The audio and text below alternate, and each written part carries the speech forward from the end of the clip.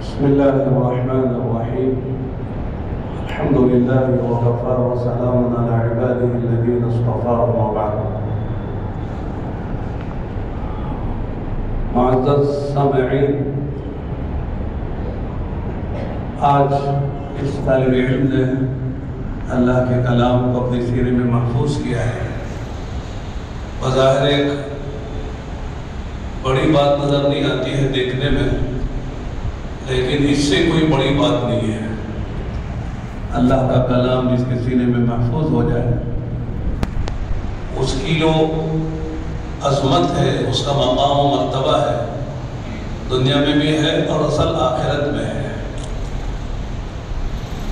حدیث میں آتا ہے کل قیامت کے میدان میں حافظ قرآن سے کہا جائے گا، یقال لصاحب القرآن یوم القیامہ اقرأ وارتقی ورتل كما كنت ترتل في الدنيا فإن منزلك عند آخر آية تقرأها أو كما قال عليه الصلاة والسلام. جس نے محنت کر کے قرآن کریم کو دنیا میں اپنے سینے میں محفوظ کر کے حافظ قرآن بن گیا، اس کا اعزاز قیامت میں اس طرح ہوگا ساری مخلوق کے سامنے. حضرت آدم علیہ السلام سے لے کر قیامت تک کے سارے انسان ہوں گے، اور سارے انسانوں کے سامنے اس سے اللہ تعالیٰ فرمائیں گے اقرا، قرآن پڑھ، یہ میرا کلام ہے، میری کتاب ہے، لہذا تو پڑھ، اقرا ورتقی، اور جنت کا ایک ایک زینہ، ایک ایک درجہ چڑھتا جا، جنت کے مقامات پر اونچا چلتا جا. اقرا ورتقی ورتل کما کنت ترتل فی الدنیا. یہ بڑی اہم بات ہے کہ ترتیل کے ساتھ پڑھ، تجوید کے ساتھ پڑھ، ٹہر ٹہر کر پڑھ، اطمینان سے پڑھ، جیسے تو دنیا میں پڑھا کرتا تھا. چنانچہ اس بچے کو ہم نے ابھی جو قرآن سنا سورہ جاسیہ، اس کا آخری رکوع، باقی پڑھنے کا انداز بہت پیارا ہے.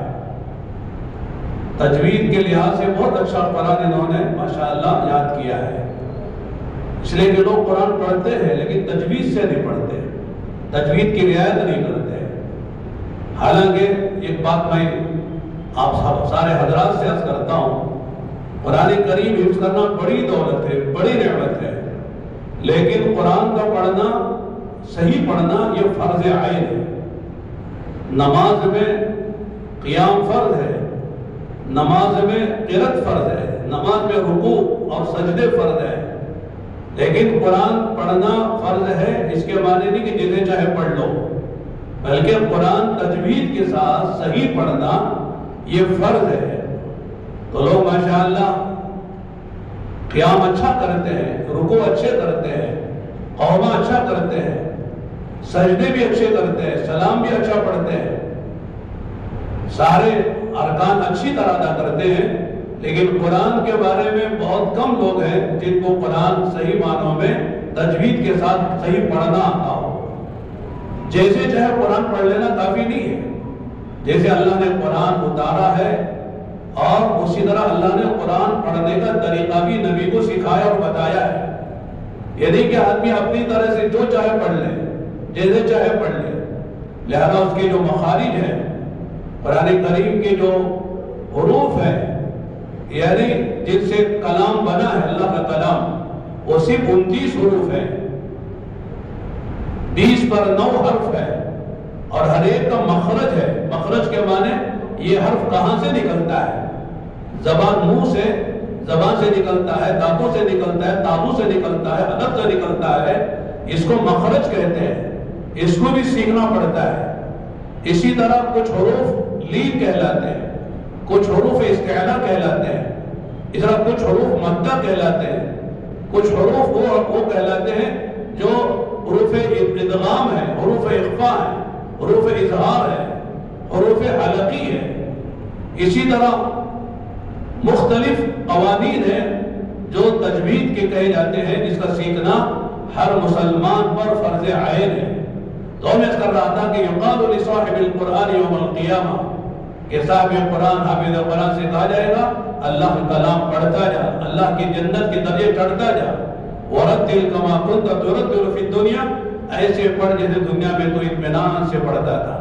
لہذا میں کہہ رہا تھا کہ اس حافظ بچے نے قرآن کریم کو اچھی طرح حفظ کیا ہے، اور ان کے پڑھانے والے اساتذہ گویا کہ کمال رکھتے ہیں تجوید میں، اس لیے کہ ہم نے تجوید پڑھی ہے اور تجوید پڑھ کے قواعد جانتے ہیں کہ کہاں قلقلہ ہوتا ہے، کہاں غنہ ہوتا ہے، کہاں اظہار ہوتا ہے، کہاں اخفا ہوتا ہے، کہاں مد ہوتا ہے، اور کون سا حرف کہاں سے نکالا جاتا ہے۔ ماشاءاللہ اس اعتبار سے ماشاءاللہ اس حافظ قرآن اس بچے نے بہت اچھا قرآن پڑھا۔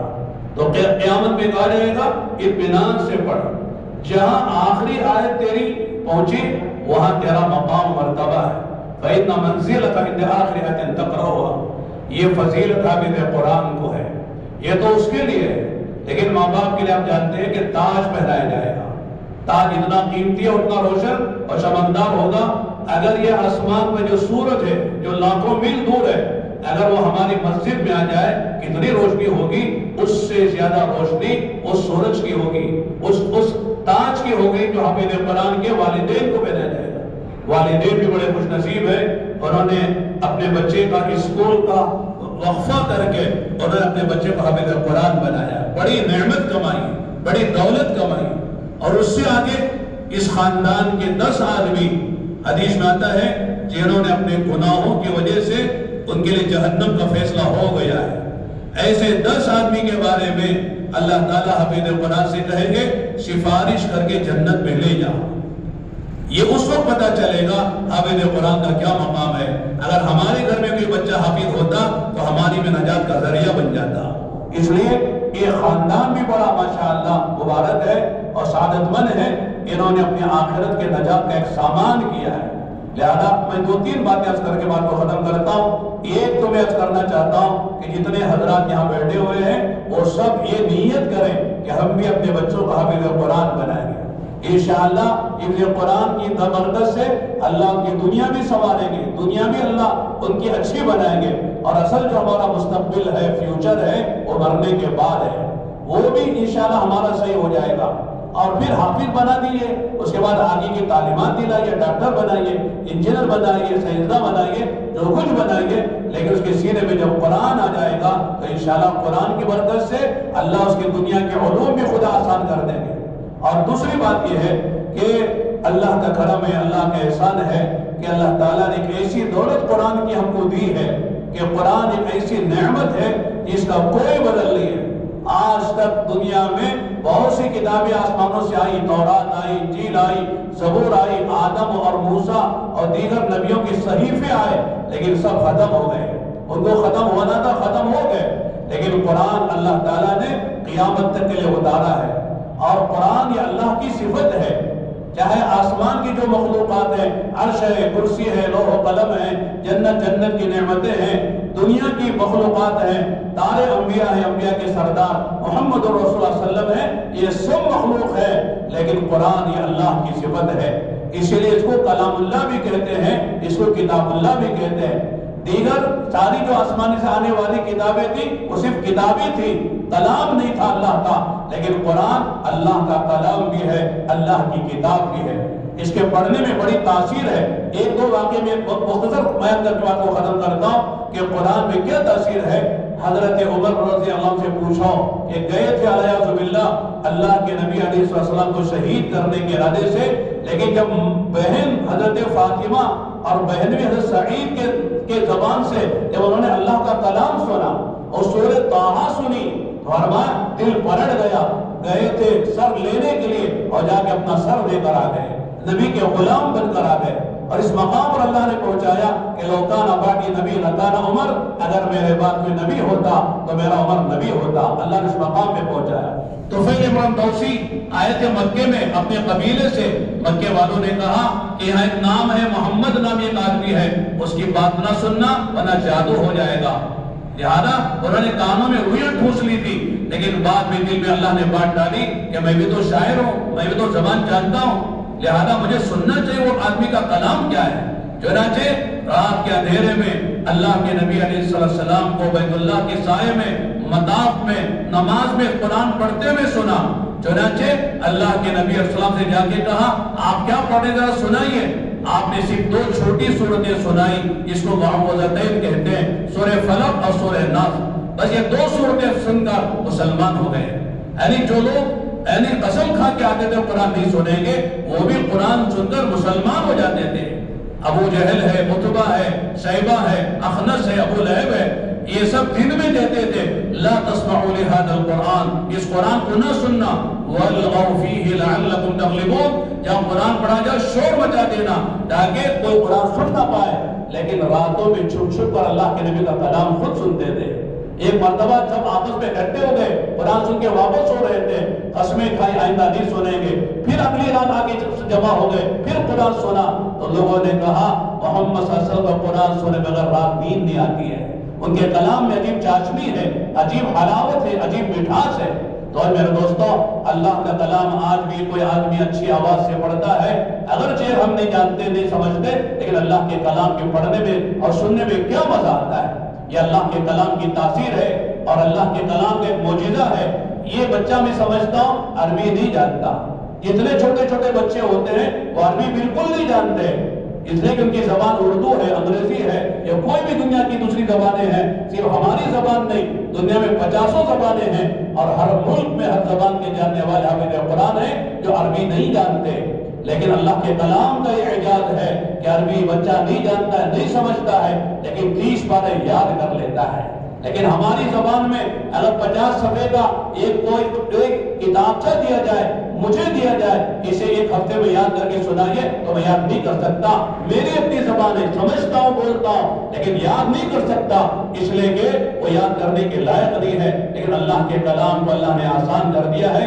وَلَقَدْ يَسَّرْنَا الْقُرْآنَ لِلذِّكْرِ فَهَلْ مِن مُّدَّكِرٍ، اللہ خود ہی پوچھتے ہیں ہم نے اس قرآن کو یاد کرنے کے لیے، نصیحت کے لیے آسان کر دیا ہے کوئی یاد کرنے والا، ہے کوئی نصیحت حاصل کرنے والا؟ تو میرے دوستو، ایک بات تو میں نے عرض کی ہے کہ ہر بالغ کے لیے ضروری ہے اپنا قرآن صحیح کرے، تجوید سے قرآن پڑھنے کے لیے وقت نکالے۔ رمضان کا مبارک مہینہ آ رہا ہے، رمضان کے مبارک مہینے کو قرآن سے خصوصی تعلق ہے۔ اللہ نے قرآن میں کہا ہے شہر رمضان الذی انزل فیہ القرآن، یہ مبارک ماہ مبارک ہے، یہ وہ مہینہ ہے جس میں اللہ نے قرآن اتارا ہے۔ اِنَّا أَنزَلْنَاهُ فِي لَيْلَةِ الْقَدْرِ، ہم نے لیلۃ القدر میں قرآن اتارا ہے۔ لہذا قرآن کے لیے وقت فارغ کرنا چاہیے۔ اگر پڑھنا نہیں آتا تو سیکھنا چاہیے، پڑھنا آتا ہے روزانہ چند سپارے پڑھنا چاہیے، ہر عشرے میں کم سے کم قرآن ختم کرنا چاہیے۔ اللہ توفیق اور زیادہ ختم کریں۔ اللہ کے کلام سے خصوصی مناسبت ہونا چاہیے۔ اللہ کے نبی علیہ السلام رمضان میں جبرائیل کو قرآن سناتے تھے، جبرائیل اللہ کے نبی کو قرآن سناتے تھے، اور رمضان میں دور قرآن کا ہونا چاہیے، اس لیے تراویح میں ہم قرآن سنتے ہیں۔ تو میرے دوستو، ایک تو ہر مسلمان کی ذمہ ہے اپنا قرآن پڑھے اور قرآن صحیح پڑھے، اور دوسری بات میں نے عرض کی کہ جتنے حضرات یہاں بیٹھے ہیں وہ سب نیت کریں، انشاءاللہ ہم حافظ نہیں بن سکے لیکن ہمارے گھر میں کسی نہ کسی کو حافظ بنائیں گے۔ ہمارے بچے ہیں، ہمارے پوتے نواسے ہیں، ہمارے بھانجے بھتیجے ہیں، کسی نہ کسی کو حافظ قرآن بنائیں تاکہ آخرت کی جو اصل منزل ہے، موت کے بعد جہاں جانا ہے، وہاں قیامت کے میدان میں اللہ تعالی ہماری نجات کا، ہماری مغفرت کا اللہ تعالیٰ اس حافظ قرآن کی برکت سے اللہ ہمارا سامان کرے۔ آخری اس بچے کے لیے میں کچھ بات کہنا چاہتا ہوں، وہ یہ کہ ماشاءاللہ حافظ ہو جانا بڑی نعمت ہے، لیکن اسے حفظ باقی رکھنا یہ اس سے بڑی نعمت ہے۔ اس کا دور کرتے رہنا چاہیے، نوافل میں پڑھتے رہنا چاہیے، اور جو تراویح میں قرآن سناتے رہنا چاہیے، ورنہ قرآن حفظ کر لیا لیکن اس سے مزاولت نہ ہو، پڑھنا نہ ہو، یاد کرنا نہ ہو، تلاوت نہ ہو، تراویح میں نہ سنایا جائے تو قرآن سینے سے نکل جاتا ہے۔ اس لیے قرآن سناتے رہے، پڑھتے رہے، تراویح میں قرآن سناتے رہے، نوافل میں قرآن سناتے رہے۔ اللہ توفیق کے آگے عربی زبان بھی سیکھیں تاکہ قرآن کے پڑھنے میں مزہ آئے۔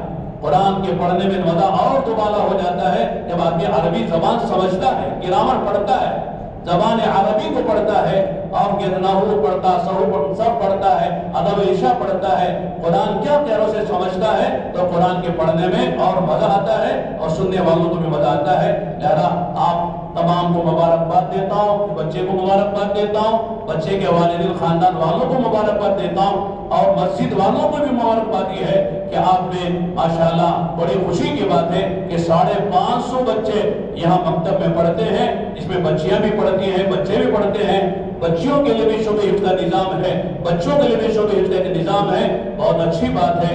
اللہ تعالیٰ ہمارے ان ذمہ داروں کی عمر میں برکت دے، ان سے اللہ تعالیٰ اور مزید کام لے، اللہ تعالیٰ استقامت کے ساتھ، اخلاص کے ساتھ ہم سب کو اس طرح کے کاموں میں حصہ لینے کی، آگے بڑھنے کی خدا توفیق عطا فرمائے۔ بس چند کلمات پر میں اپنی بات کو ختم کرتا ہوں۔ وآخر دعوانا الحمدللہ رب العالمین۔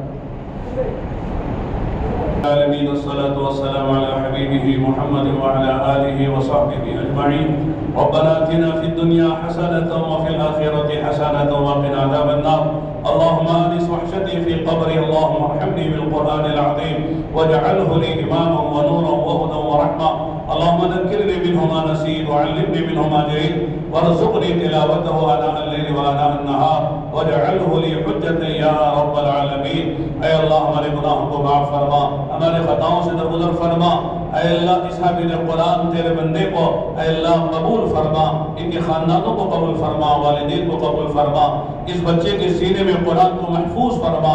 اے اللہ قرآن کی کثرت سے تلاوت کی توفیق عطا فرما، ہم میں سے ہر ایک کو تیرا کلام کثرت سے پڑھنے اور صحیح پڑھنے اور سیکھنے کی توفیق عطا فرما، تیرا کلام کا حق ادا کرنے کی توفیق عطا فرما، تلاوت کی بھی توفیق عطا فرما، عمل کی بھی توفیق عطا فرما، قرآن کا فہم بھی نصیب فرما، قرآن کی دوسروں کو دعوت دینے کی بھی توفیق عطا فرما۔ اے اللہ ہمارے ذمہ داروں کو جنہوں نے اے اللہ قرآن کریم کی چشمے کو جاری کیا ہے، اے اللہ قرآن کے پڑھنے پڑھانے کا نظام قائم کیا ہے، ان سب کو قبول فرما، ان کی عمروں میں برکت عطا فرما۔ اے اللہ اس مسجد کے جو بانی مبانی ہیں سر اسماعیل سے صاحب، اے اللہ ان کے درجات کو بلند فرما، اے اللہ ان کے خاندانوں کو قبول فرما، ان کی نسلوں کو قبول فرما۔ اے اللہ ان کی عمروں میں برکت عطا فرما، ان کے کاروبار میں، ان کے روزی میں، ان کی زندگیوں میں، ان کی نسلوں میں برکت عطا فرما۔ اے اللہ ان سب کو اے اللہ بہترین دنیا آخرت میں بدلہ نصیب فرما۔ اے اللہ جتنے حاضرین ہیں ان کے دلوں میں جو جائز تمنا ہے پوری فرما، الجھنیں ہیں دور فرما، مسائل حل فرما، بیماروں کو صحت عطا فرما، مقروضین کے قرضوں کو عطا فرما۔ اے اللہ ہمارے ملک کے حالات کو درست فرما، شریعت کی حفاظت فرما۔ اے اللہ مساجد، مدارس، مکاتب کی حفاظت فرما، صحیح دینی جماعتوں کی حفاظت فرما۔ اے اللہ ہم سب کو اخلاص کے ساتھ تیری رضا کے لیے آخرت کو سامنے رکھ کر زندگی کے لمحات گزارنے کی توفیق عطا فرما۔ آنے والے مبارک رمضان کی قدردانی کی توفیق عطا فرما، تراویح تلاوت کی توفیق عطا فرما، روزوں کا اے اللہ نمازوں کا اے اللہ دعاؤں کا اہتمام کرنے کی توفیق عطا فرما، سستی کاہلی سے اللہ ہم سب کی حفاظت فرما۔ اے اللہ اپنے کرم سے ہماری دعاؤں کو قبول فرما۔ ربنا تقبل منا انك انت السميع العليم وتب علينا انك انت التواب الرحيم وصلى اللهم على محمد وعلى اله وصحبه اجمعين الحمد لله رب العالمين۔